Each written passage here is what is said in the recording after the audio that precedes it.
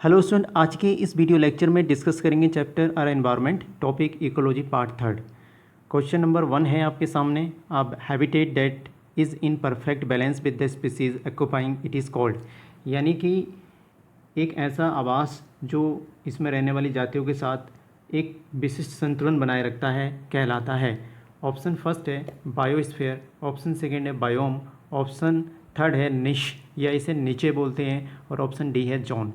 तो स्टूडेंट यहाँ पे जो आपका सही आंसर होना चाहिए वो जाएगा ऑप्शन नंबर सी को।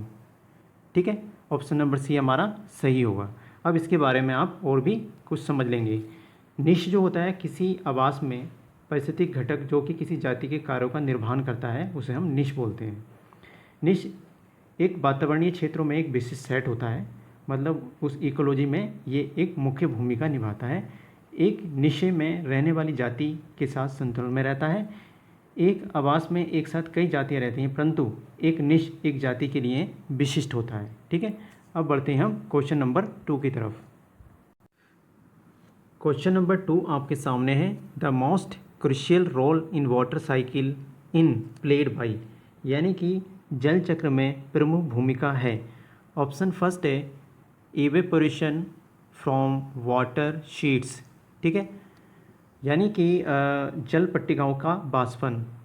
ऑप्शन सेकेंड है ट्रांसपिरेशन फ्रॉम प्लांट्स, यानी कि पौधों से बाष्पोत्सर्जन। ऑप्शन सी है absorption of water by plants, यानी कि पौधों द्वारा जल का अवशोषण। ऑप्शन डी है पर्कोलेशन ऑफ रेन वाटर। ठीक है, तो पर्कोलेशन मीन्स वर्षा के जल का मृदा में अंतःस्रावण। यहाँ पे हमारा जो सही आंसर होगा स्टूडेंट, वो आंसर होना चाहिए ऑप्शन नंबर फर्स्ट, यानी ये वाला जो आंसर होगा आपका ये सही होगा। ठीक है, अब इसके बारे में आप जान लेंगे कि जो वाटर साइकिल होती है उसमें इवेपोरेशन फ्रॉम वाटर शीट वाला ऑप्शन सही क्यों है।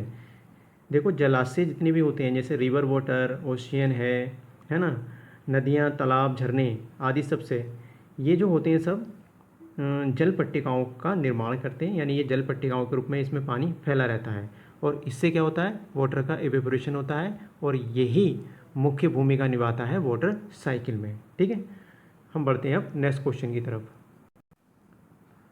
क्वेश्चन नंबर 3 आपके सामने है।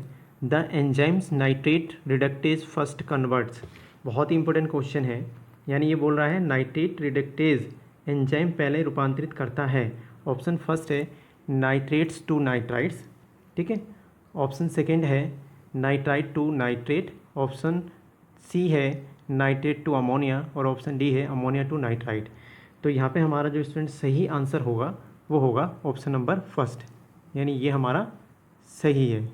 अब इसको समझ लेंगे आप कि रिडक्टेज एक अपशन यानी रिडक्शन की क्रिया को उत्प्रेरित करने वाला एंजाइम NO3 को NO2 में बदल देता है। आपको ध्यान रखना है, जो NO3 होता है NO3 नेगेटिव, इसको ये कन्वर्ट कर देता है NO2 नेगेटिव में। NO3 नेगेटिव को नाइट्रेट कहा जाता है, और NO2 नेगेटिव चार्ज को नाइट्राइट के नाम से जानते हैं। ठीक है, अब बढ़ते हैं हम नेक्स्ट क्वेश्चन की तरफ। तो क्वेश्चन नंबर 4 आपके सामने है। Favourable pH of fertile soil, यानी कि उपजाऊ मृदा का अनुकूल pH होता है। तो 1 से 2 होगा ऑप्शन फर्स्ट, ऑप्शन सेकेंड है 6.5 से 7, और ऑप्शन सी है 9 to 11, ऑप्शन डी है 12 to 14।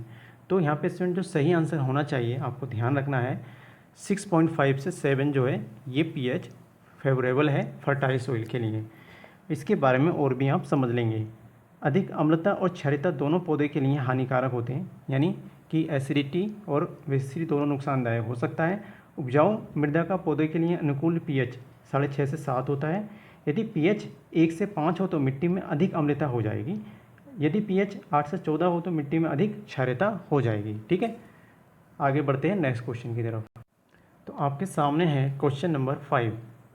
In an ecosystem maximum how many trophic level are possible, बहुत ही इंपॉर्टेंट क्वेश्चन है, ध्यान से आप ऑप्शन को पढ़ें और खुद से इसका आंसर देने की कोशिश कीजिए।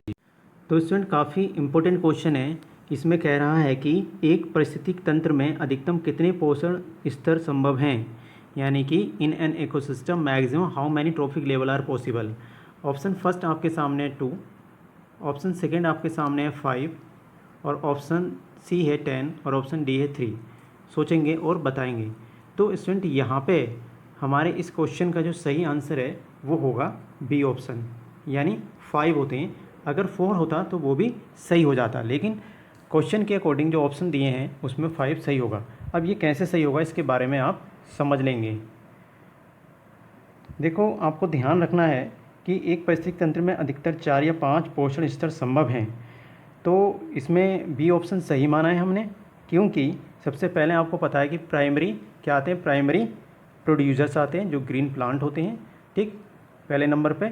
उसके बाद स्टूडेंट क्या आता है, उसके बाद आता है प्राइमरी कंज्यूमर, उपभोक्ता जिसे कहते हैं, जो हरे पेड़ पौधों को खाते हैं।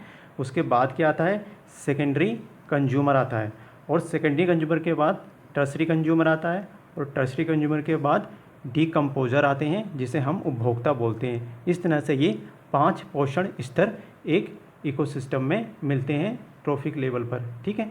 अब हम आगे बढ़ते हैं नेक्स्ट क्वेश्चन की तरफ। क्वेश्चन नंबर 6 आपके सामने है, major pollutants emitted by automobiles is, यानी स्वचालित वाहनों से मेजर पॉल्यूटेंट मुख्य प्रदूषक का नाम बताइए। ऑप्शन फर्स्ट है सल्फर डाइऑक्साइड, ऑप्शन बी है कार्बन डाइऑक्साइड, और ऑप्शन सी है नाइट्रोजन डाइऑक्साइड, ऑप्शन डी है कार्बन मोनोऑक्साइड।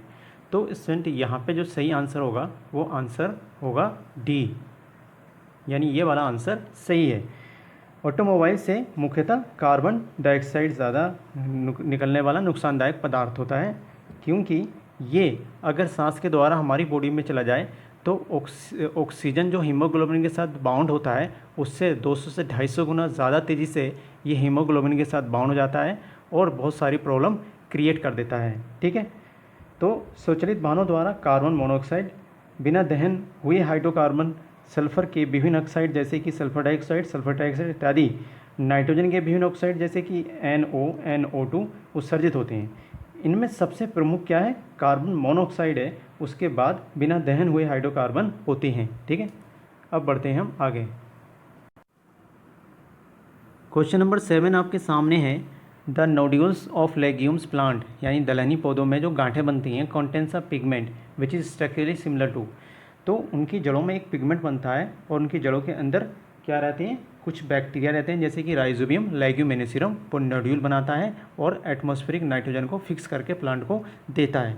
तो पूछ रहा है कि उसका स्ट्रक्चर किसके समान होता है, तो यहाँ पे स्टूडेंट आंसर जो होगा आप ऑप्शन डी को सही करेंगे, हीमोग्लोबिन के समान। इसे हम लैग हीमोग्लोबिन के नाम से भी जानते हैं। अब समझ लीजिए इसके बारे में और भी। जो फलीदार पौधों की जड़ें होती हैं उसमें नोड्यूल्स होते हैं और उसमें वो जो पिगमेंट बनता है, जो वर्णक बनता है, उसे हम लैग हीमोग्लोबिन के नाम से जानते हैं, जो संरचनात्मक रूप से हमारे ब्लड में पाए जाने वाले हीमोग्लोबिन के समान ही होता है। इसका कार्य जड़ों में ग्रंथि में ऑक्सीजन का संचरण करना होता है, ठीक है। अब बढ़ते हैं हम नेक्स्ट क्वेश्चन की तरफ। क्वेश्चन 8 आपके सामने है और ये इस वीडियो का लास्ट क्वेश्चन होगा। The central national herbarium is located at, यानी कि केंद्रीय राष्ट्रीय वनस्पति संग्रहालय कहाँ स्थित है। तो हमें यहाँ पे सीधे आंसर की तरफ बढ़ना है। हमारा जो यहाँ सही आंसर होगा वो कैलकाटा, यानी कि कैलकाटा में सेंट्रल नेशनल हर्बेरियम लोकेटेड है। केंद्रीय राष्ट्रीय वनस्पति संग्रहालय हावड़ा के नाम से इसको जानते हैं, कलकत्ता अब कोलकाता कहते हैं हम इसको। इसमें सामान्यतः केंद्रीय राष्ट्रीय वनस्पति संग्रहालय कोलकाता भी कहा जाता है। ये सबसे बड़ा और सबसे पुराने संग्रहालयों में से एक माना जाता है। तो ये था लास्ट क्वेश्चन आज की वीडियो का। बाकी क्वेश्चन हम नेक्स्ट वीडियो में डिस्कस करेंगे।